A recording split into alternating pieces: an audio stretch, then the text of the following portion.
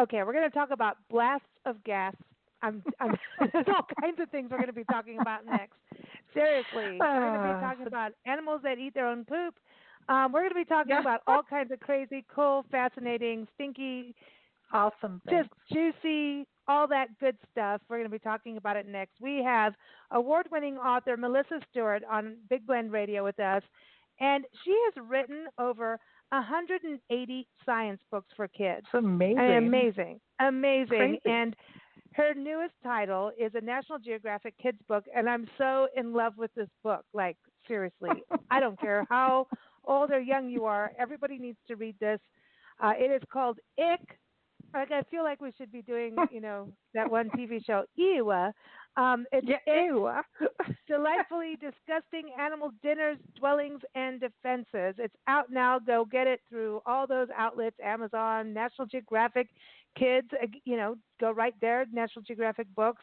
But very excited to have her join us here on Big Blend Radio today. So, Melissa, how are you? I'm great. How are you? Oh, doing good. Thank you for totally grossing us out, but we're not that grossed out. That's what's weird. You know what I mean? If you, Absolutely. yeah, no, it is. We love your book. It rocks. I just want to say it does. But 180 books. So is this like? Did you geek out? I mean, I always talk about that when you start to geek out on the natural world, and you see all these interesting different ways of how critters and plants and things do their things, but they somehow always, we can identify in some way back to human life, I feel, in some way. Was this something that started for you as a kid? Yeah, I've really been interested in the natural world for all my life and intrigued by cool animal facts. And in fact, I've been collecting the information for this book for more than 20 years. I would say so.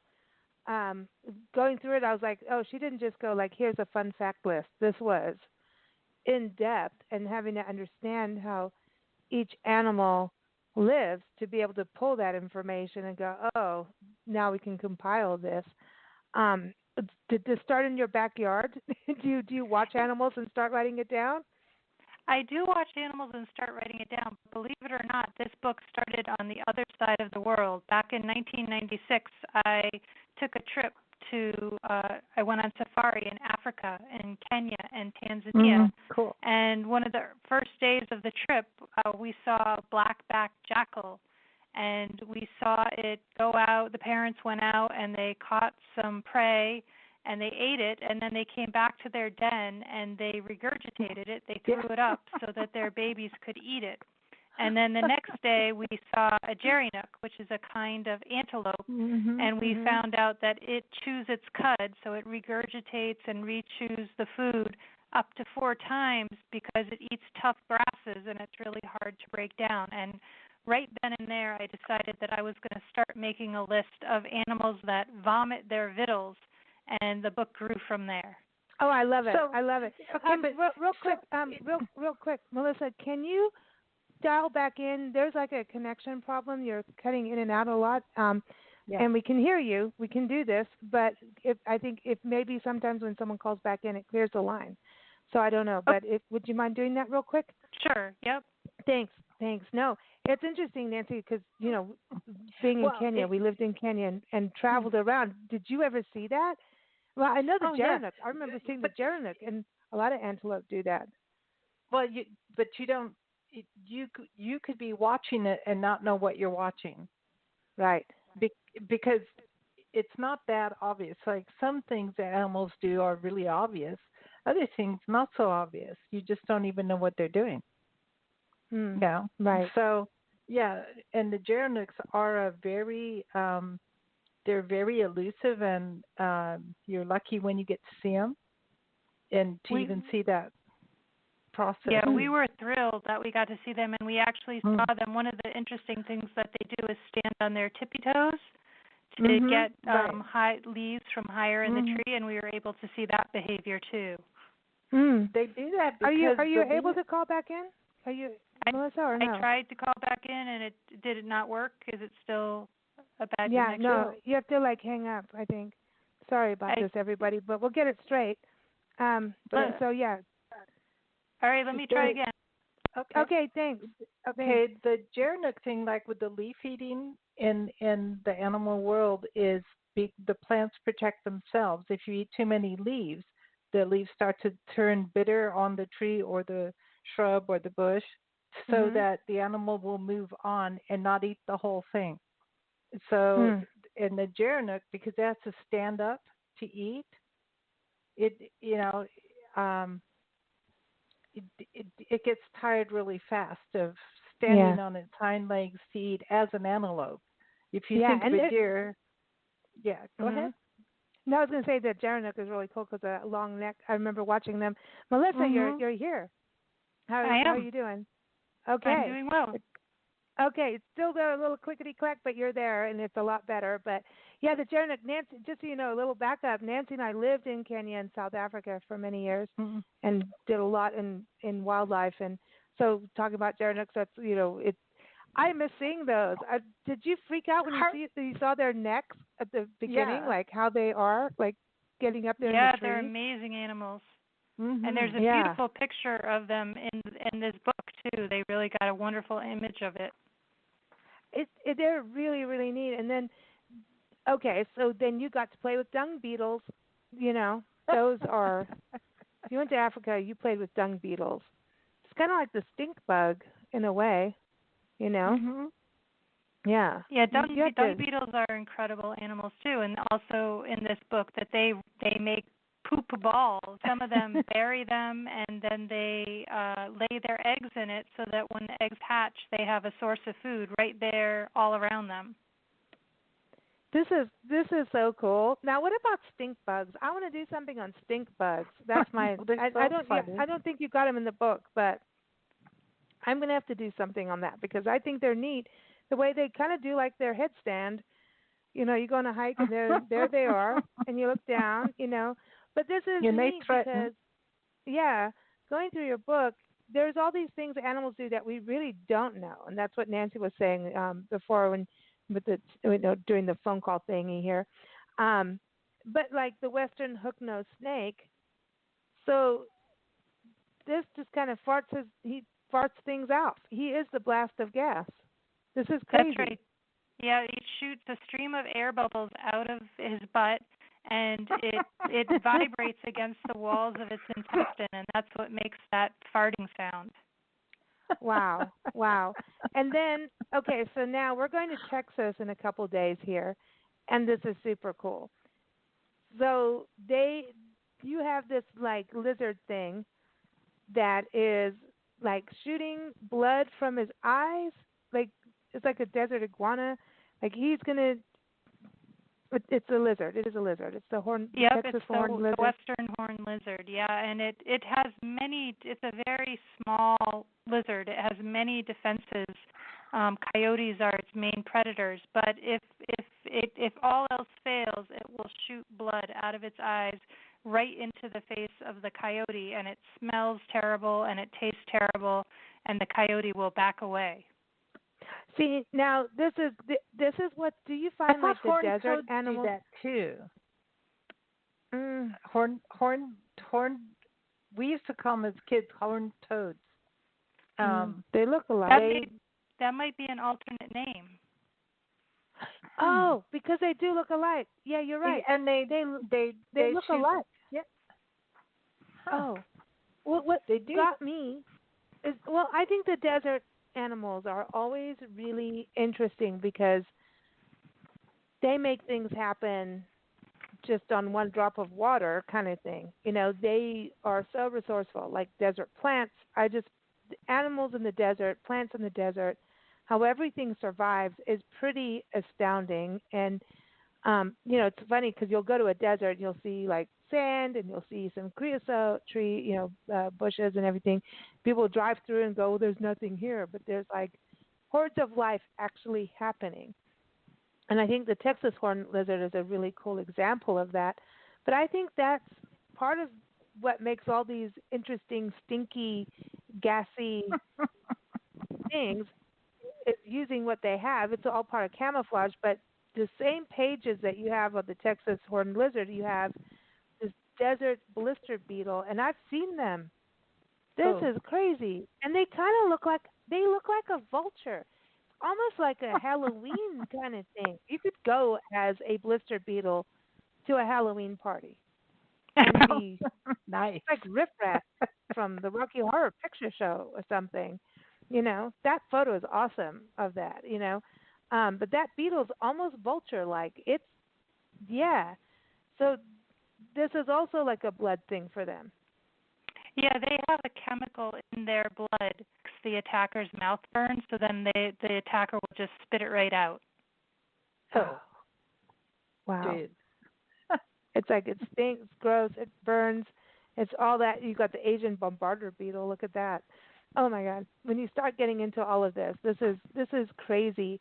So, are these all animals that you've personally seen, or you just started to really, you know, and you said that it started in that, you know, safari and everything. I mean, the Virginia opossum playing dead. It looks like roadkill. Even that picture looks like it's playing roadkill. Yeah, it can really fool a lot of people. And the thing that so a lot of people know that possums play dead, but what they might not know is that they also exude this really stinky kind of liquid. And so that's another thing that keeps the predators away, that they don't even go over to kind of sniff or investigate the Virginia possum, because the smell just makes them lose their appetite. That's funny. So, no, but you know, okay. So this is all part of survival. But with this kind of book for kids, don't you think they're going to have more interest in animals when they see something like this? I think so. I mean, that's one of the reasons that I wanted to write the book, is to show just how incredible and all the amazing adaptations that these animals use to survive in the world. And some of them might seem a little bit gross or yucky or icky to us, but it's really the animal using the resources that it has at its disposal to survive. Exactly. Yeah. I think that the way that you put it together will make parents and kids actually go, oh, let's go check this out. And they'll not only learn about the animals that you have in the book, but they'll learn about nature a little bit more. Like, man, maybe we should actually go outside and take a look around, even in our own garden, to see what might be out there and what does it do. Yeah, because there's a double-page spread for each animal, so it's really easy for readers and to share the information and to kind of dip in and out as they want. So they could read one per day. They could sit down and read the whole thing cover to cover. There's a lot of different ways that they can access the information. And I love National Geographic Kids. When you go on their website, the whole book's there. They always have something extra. They really have made it interactive for kids. You know, we've done a lot of interviews over the years, and it's for that. You know, just they bring the best people on, like you. I mean, to do this, and you know, it's like right now in the world of the digital age of information, and we're part of it, obviously, but it's important to have quality information. And I think National Geographic is still just the best.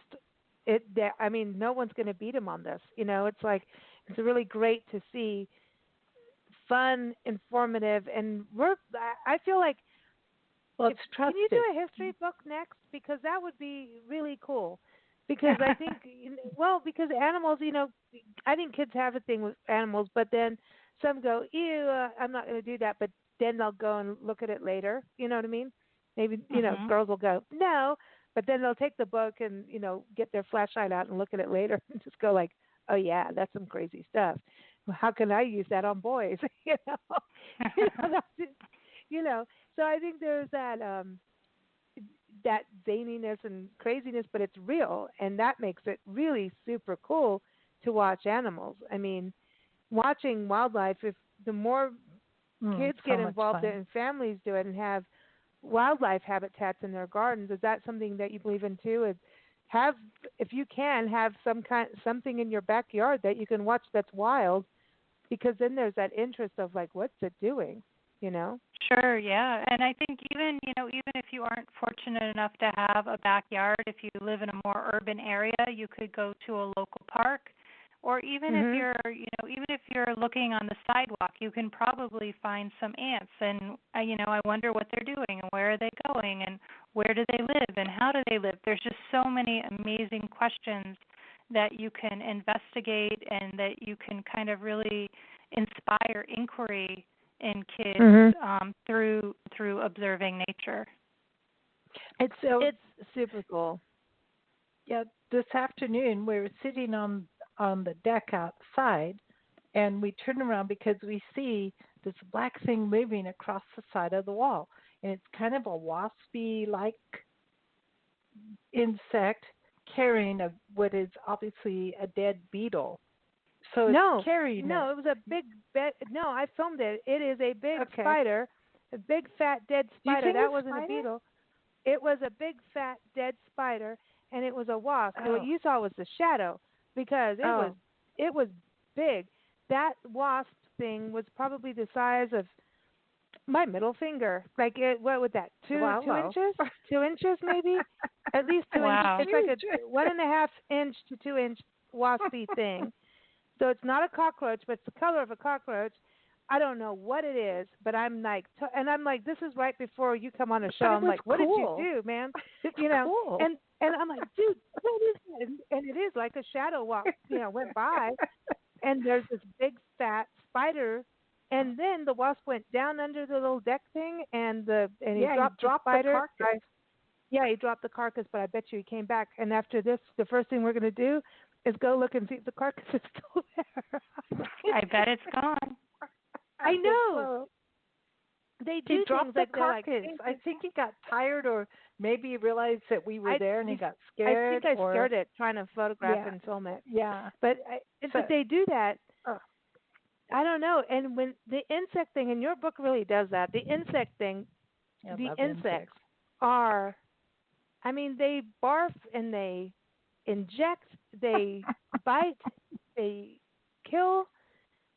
They really are like the nonstop dinosaurs, huh? They are like the living dinosaurs. Yep. And the great thing about this book is that there are so many cool insects, but there's also mammals and there's amphibians and reptiles. Mm-hmm. So there's a wide variety of animals to choose from. No matter what you like, there's probably something in this book for you. Yeah, exactly. Oh, the bone-eating snot flower worm. That's one of my favorites. So they actually live about a mile below the surface of the ocean inside rotting whale carcasses. So when a whale dies, it falls to the bottom, and it can actually take about 20 years for its carcass to decay.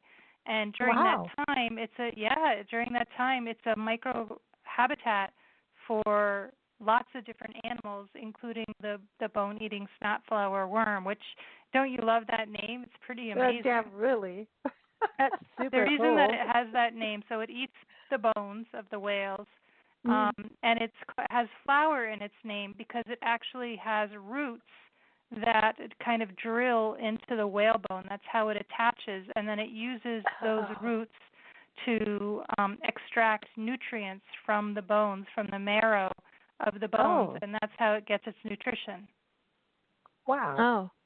So that's what's so interesting to me, because a lot of this goes back to food and resourcefulness. And you got to think about humans learning a little bit about this.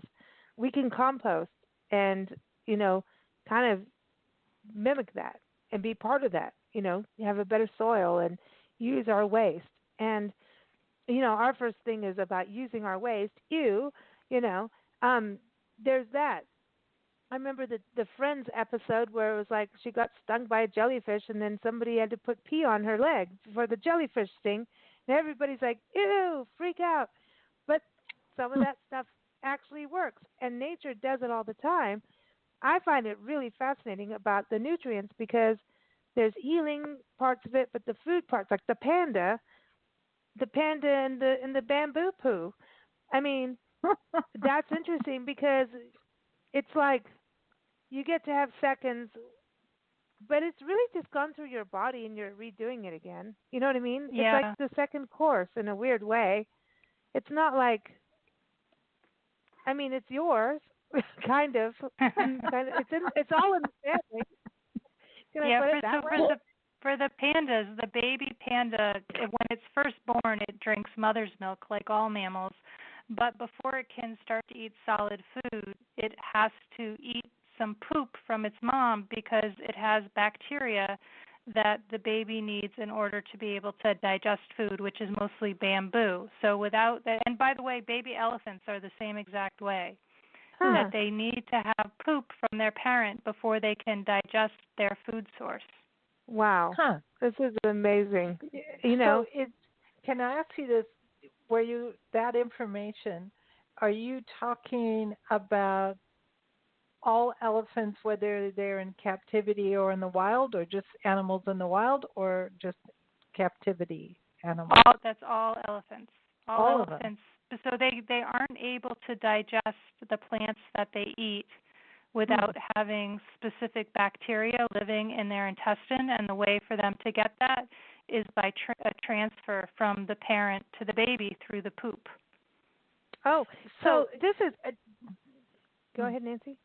no, I was just going to say, because we spent so many years in Africa, and I've seen some of that, and my interpretation wasn't that they were eating it. It was more like they were sniffing it around and flinging it.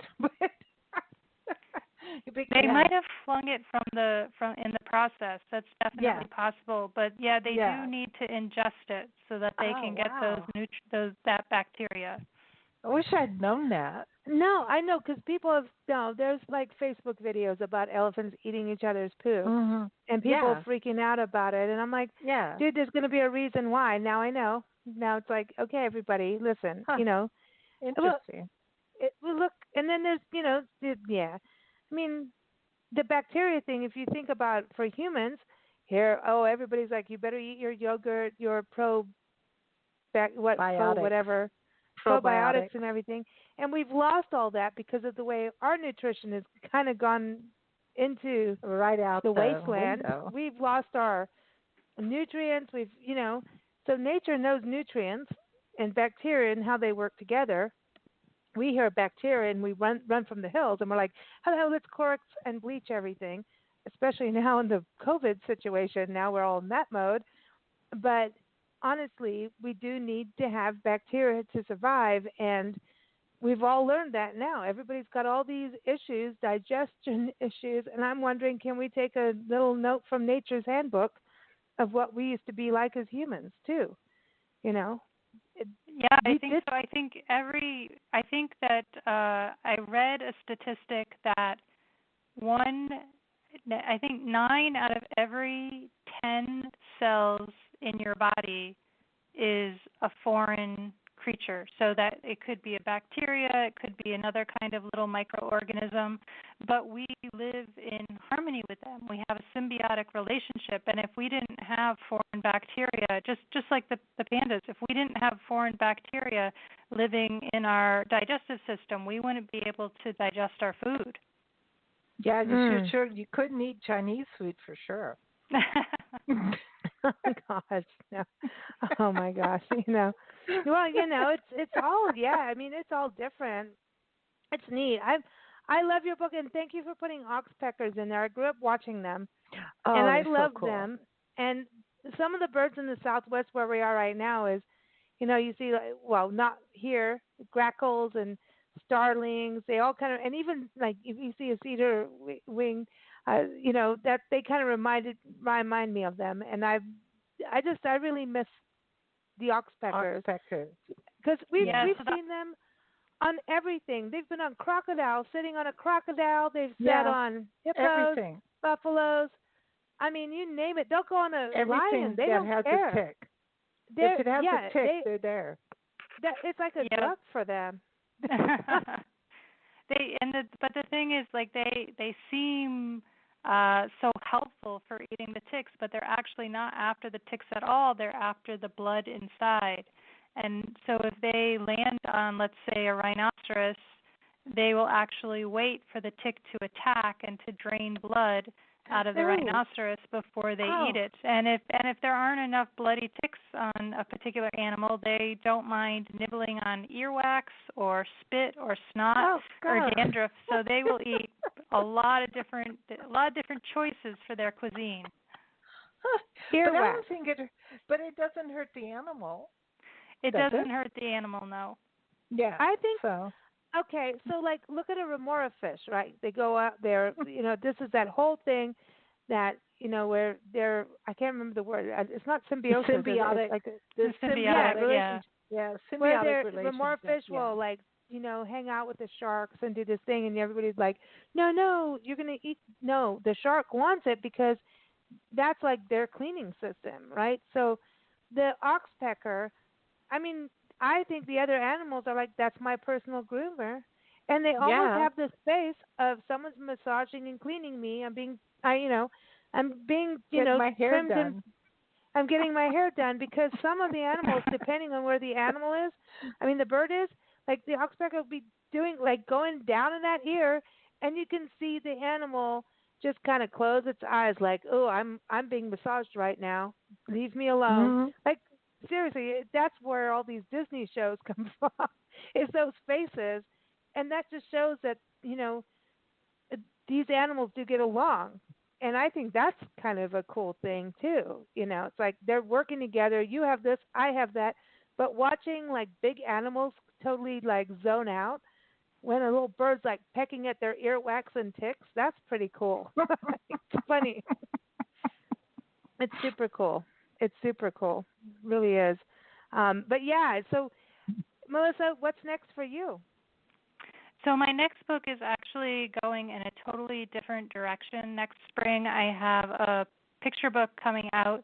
It's called 14 Monkeys, a Rainforest Rhyme, and it's about a group of 14 different species of monkeys that live in a kind of really out-of-the-way rainforest in Peru, and it's the only place in the world where 14 different kinds of monkeys can all survive together in harmony. And so the book looks at what are the characteristics of these particular monkeys, what are the characteristics of the ecosystem that allow them to all live together in harmony. Cool. I've got to ask, what does your writing world look like? Because writing ick, like I could see all kinds of cartoon pictures and giggles and grins happening while you're formulating it. Like, now that's a fun word to use here. And I don't know, it kind of looks like to me, I have my own vision, but, writing all of this and putting it together, just like you're saying, the 14 monkeys, the way you're putting things together, I think it's important, and you're making it fun and interesting. And I just, the work, anyone doing anything in the world of science and animal science and nature to educate, and it's like trying to teach history. It's very hard and incredibly necessary, especially right now when it feels like the world has decided to ignore science. So I really, really appreciate what you've done. And again, yeah. Right, I was going to say writing a book like this is really a lot of fun because I get to use all kinds of words that I normally wouldn't. Like, how many people every day get to use the word poop and butt and fart, and words like that are all over this book. And that I love it. Learned radio. I love it. I love it. But really when funny. you're doing it, because it's fun, it's a fun writing lesson too, because how you don't overdo it, and then you have to be creative with it. And it's exactly as kids, we're going to be like, oh, they said fart, During this whole COVID thing, one of my friends' kids, she was like, well, my kid today, this afternoon, I'm getting some downtime. Why? Because my son is Zoom chatting with a friend, and they're Googling fart. They're calling Google to fart. And I'm like, so I'm going to let her know, like, hello, they need this. I think they would like this book, yeah. Okay, I have to say this about the word fart. Does it come, according to Wikipedia, the god of the internet, Middle English words ferten, fjorten, and farten, kin of the Old High German word verzen. Oh, here we go. She's gone right there. the Old Norse, Gone right Slavic, there. and Greek and Sanskrit, the word fart has been incorporated into the colloquial and technical speech of a number of occupations, including computing. Okay, I don't get that definition. Oh my gosh. Oh my gosh. Oh Really, my gosh. I don't. But maybe a computer tech will say, yeah, we use that your computer's That's 'cause farting. they have It'll cookies. cost your many computer's cookies. farting. It'll cost you $210. Oh my gosh. Oh my gosh. Your computer ate too many cookies. That's the part of it. You got to have the cookies in there. Got it. That's so Well, funny. I'm looking forward to your next book on monkeys, and again, I appreciate the work you've done because it is. I mean, you're also bringing species to light that people don't know, and I think that is the coolest part of it. Is here's this fun way of teaching, kids and their parents and all ages. Hey, this is how animals live, and this is why they're smart. Nancy and I have this thing. Animals are super smart, and we just don't know it. Yeah, they are. Mm-hmm. Who was it that said that they're not as smart as humans? I don't believe so. I think we're just different, yet we're all connected in some way. We're smart in our world, and they're smart in their world. Yeah. Problem is, our worlds clash. They have their own special ways of surviving, and it's important for us to understand that and to respect it. Yeah, absolutely. They're not dumb by a long shot. I know dogs that are way smarter than their owners. Owners. Now it goes to that means if you use the word owner, that's not a family. Yeah, that means it wasn't. Yeah, that's a reason why you're saying that. Melissa, before you go, I wanted to touch base on animals. Obviously, you've been watching animals and been involved in this. Why was it that you decided to write for children? That's a really good question. So way back, my first book was published in 1996, and it was about life without light. It's about creatures that live deep under the ocean and deep inside caves. And it was right around the time when hydrothermal vents in the ocean were just discovered. And it was I was writing at that time I was writing a lot of magazine articles for adults, and I said, this is something that really someone should write something for kids about this because they would just be so fascinated. And that's when I really started to think more about writing books for children. I like that. I think for kids they get, I don't know, we got to do everything for them too, right? I think if you want to make a change in this world, you start with the kids.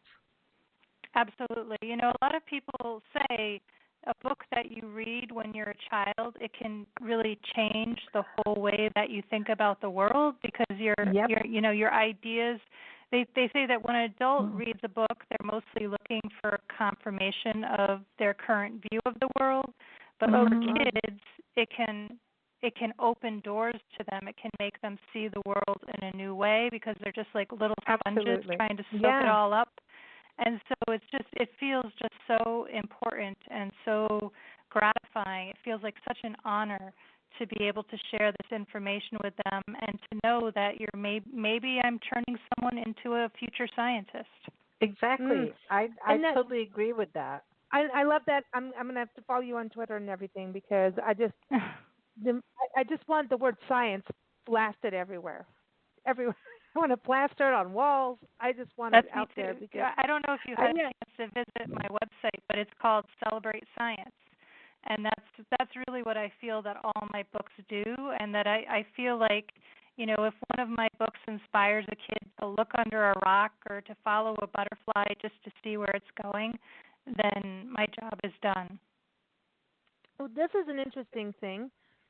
I'm going to ask you this because with what we do in publishing and, media and everything, here's always the word science. And science and technology, they go hand in hand. And I'm like, well, what about nature and wildlife and categories? Well, even science. when you put your podcasts in places like YouTube and everything, okay, now you have animals. Okay, we can do that because they know everybody loves cat videos, right?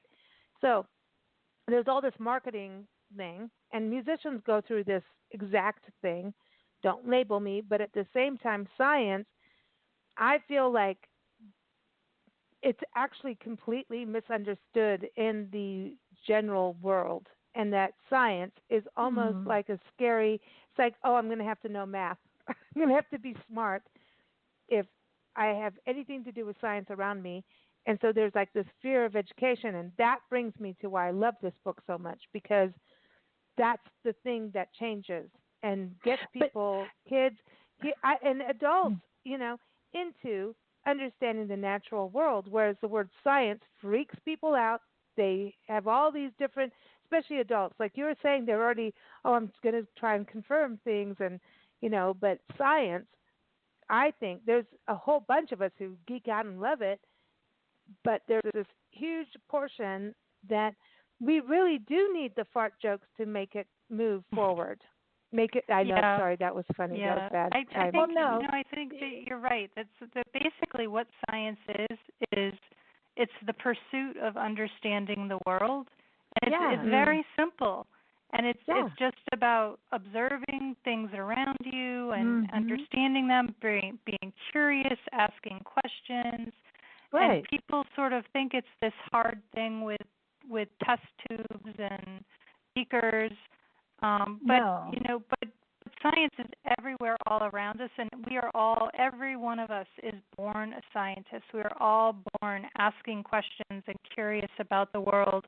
And I think it's a real failure of our society that we turn kids off from that. We discourage them from asking all those questions, and it's really a shame.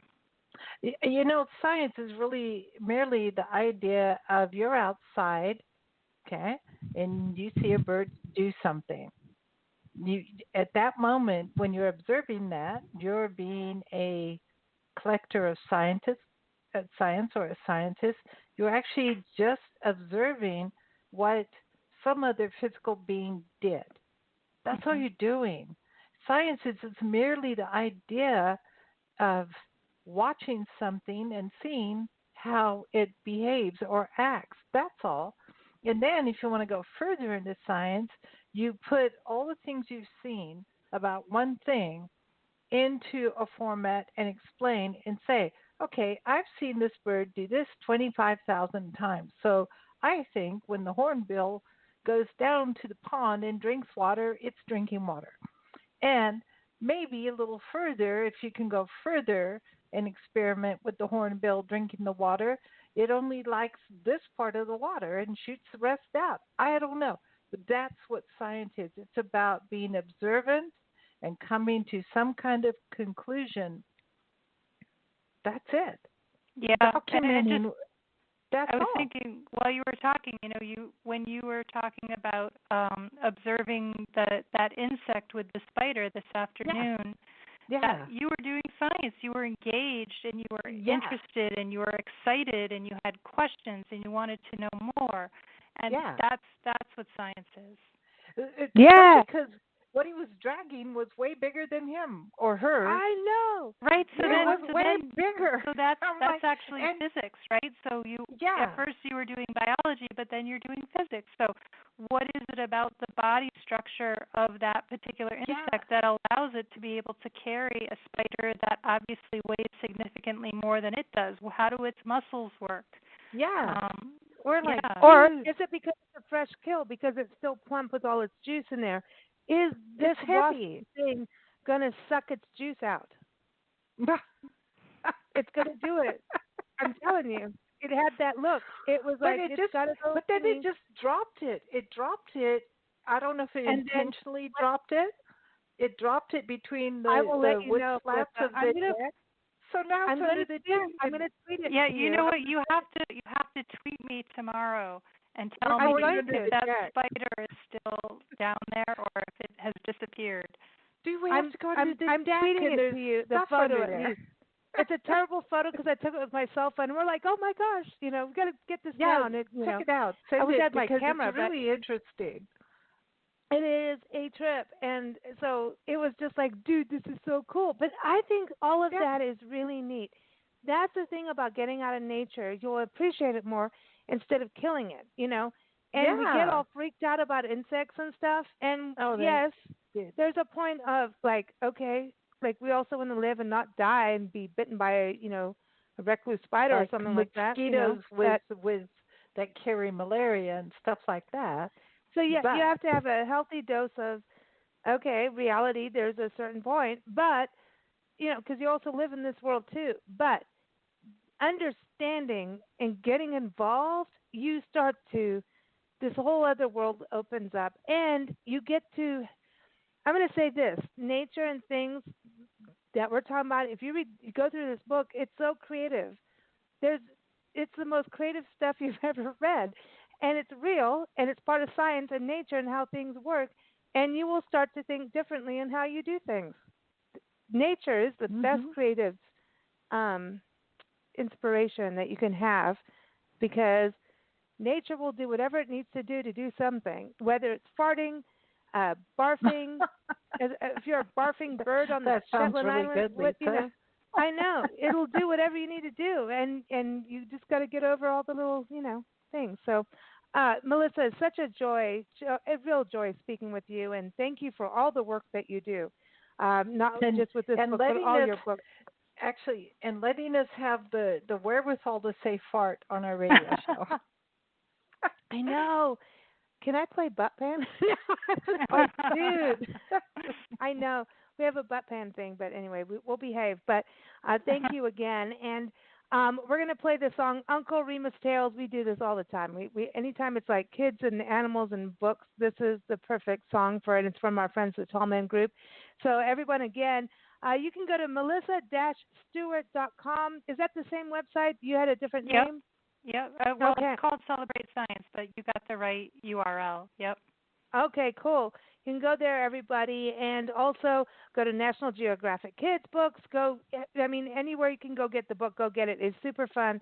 And I would say go get it for summer because as you travel around, you're going to start, it will give you a way to learn nature. So many people are Mm. out road tripping this year, and when you start to observe how animals live and survive, then when you're seeing other animals, maybe not the same ones in the book, you're going to go, oh, I wonder if it's a similar kind of thing as this one.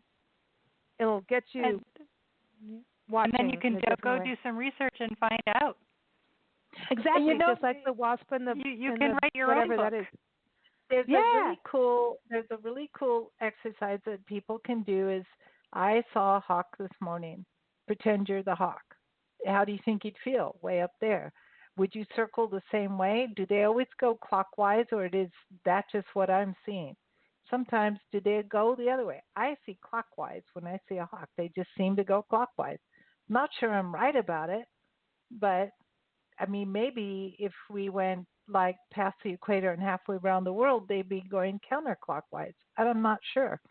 And now I just recently started to think about it because we see hawks. So sometimes when sitting on the deck, when we see a hawk circling, like, dude, they're still going clockwise. I want to go up there and pretend to be one and figure out why they're just going clockwise. The thing. That's a good question. Yeah, isn't All it right. weird? No, it's not. I think that's the It's part. weird. That's the whole point. Is like we take going on around us for granted, and we have no idea all these little things are going on. We don't know. Maybe they're They go by farting the when they spin thermals, the around. weather. Maybe they're farting. I'm just going to bring that back up. Maybe that's how they get around. They get on the thermal, then they fart to keep going around. Maybe that's their gas, to move So forward. maybe if But the thermals are going the other way, counterclockwise, they'd be going counterclockwise, yep, probably. but that's all of that. That if we got involved, that's what I love about this. This book makes you get involved. All the National Mm-hmm. Geographic books are awesome, but this one, this is dear to my heart because it's making me really think, like why. It's making me ask why on every little thing now that I've seen with animals that I took for granted. Geronix, I've I, watched Geronix chew and oh cows and yeah, they they're chew so their cud cool. and you they're chewing their cud, You but can then see you're them like, well, swallow. what are you? Why? So all of You that can. kind of thing it's all about asking why. So anyway, Melissa, thank you so much. We're going to play Uncle Remus Tales. Thank you for joining us, and please don't be a stranger. We'd love to have you back on the show. You can talk about science and animals and nature anytime on our show. Awesome. Anytime. Okay. Thank you very much. Thanks. You take care. Have a good summer, and good luck with your next book with the 14 monkeys. I love that. Thank you. It's going to be so cool. So everyone, again, Melissa-Stewart.com, and, of course, National Geographic Kids. You're going to go there, Amazon, Barnes & Noble, all the places you can get books. The book is there, and, again, it's called Ick, Delightfully Disgusting Animal Dinners, Dwellings, and Defenses. You got to go get it. Thanks, everybody, for joining us on today's show. Debbie Stone, Melissa Stewart, for joining us as guests. Thank you, listeners, as always. We will be back on Friday. Friday's show is big. We have got oh my gosh, the Flying Tortuga Brothers, the two artists in residence going to Dry Tortugas National Park for a full month. And we have Shelley King, B.B. King's daughter, on the show. And awesome. She is an amazing vocalist. Amazing. So you're going to want to hear that. So here it is, Uncle Remus Tales. Take care, everybody.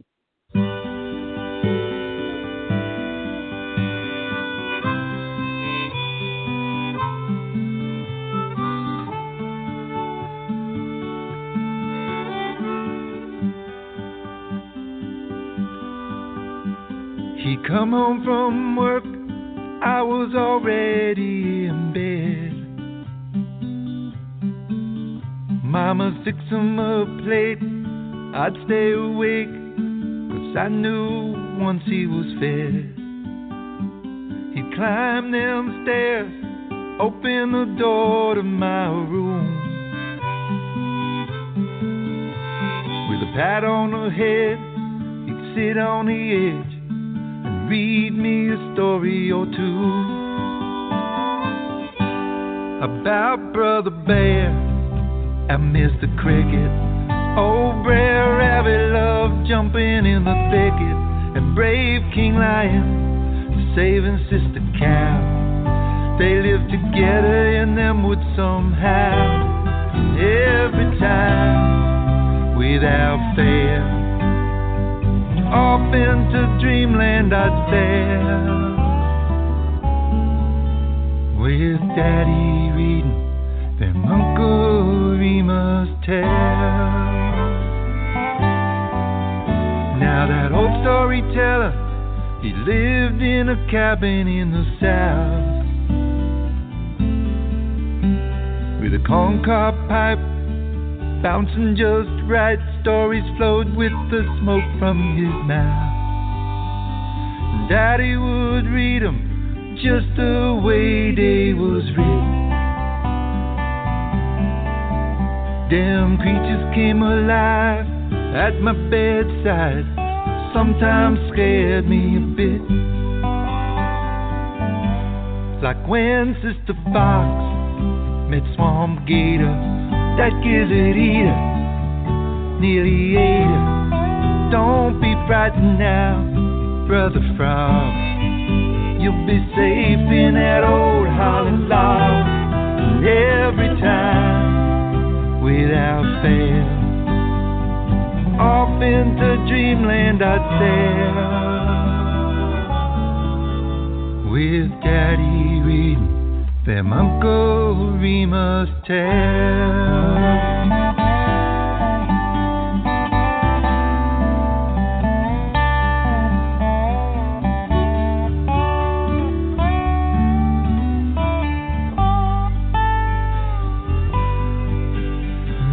Come home from work, my boy's never asleep. I fix me a plate, climb them stairs, into his room I will peek. Him and his friends are playing them video games. I shake my head, shut the door, think to myself, what a shame for poor Brother Bear and Mr. Cricket. Nobody cares, Brer Rabbit's in the thicket, or brave King Lion saving Sister Cow. Wish my daddy would read me one now, like when Sister Fox met swamp gator, man that gizzard eater, nearly ate it, and every time, without fail, off into dreamland I'd sail.